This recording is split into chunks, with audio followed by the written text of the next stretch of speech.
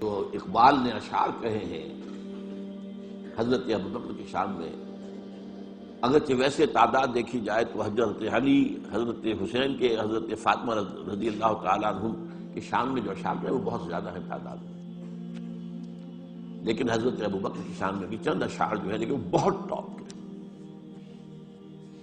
امن الناس بر مولائے ماں، کلیم اول سینائے ماں،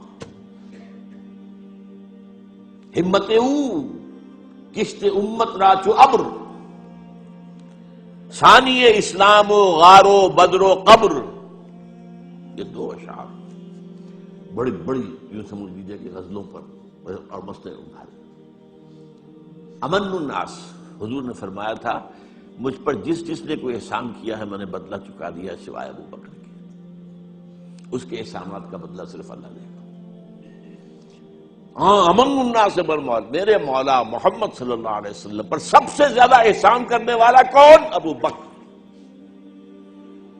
اور کلیم اول سینائے ماں، جیسے صحرا سینا پر، کوہ سینا پر حضرت کلیم اللہ سے ہم کلام ہوئے، تو نبوت محمدی کے پہاڑ پر سب سے پہلے ابو بکر آئے۔ کلیم اول سینائے ماں، ہمت، یہ لفظ تھا جو میں چاہتا تھا لانا، ہمت، ان کے اندر جو ہمت تھی، جو ول پاور تھی، ہمت وہ کشت ملت راجو ابر، وہ تو بالکل ایسے ہے کہ جیسے کسی کھیتی کے اوپر ابر کا پانی برسے تو کھیتی لہلا اٹھتی ہے، یہ کام کیا ہے ہمت ابو بکر نے رضی اللہ تعالی عظیمت۔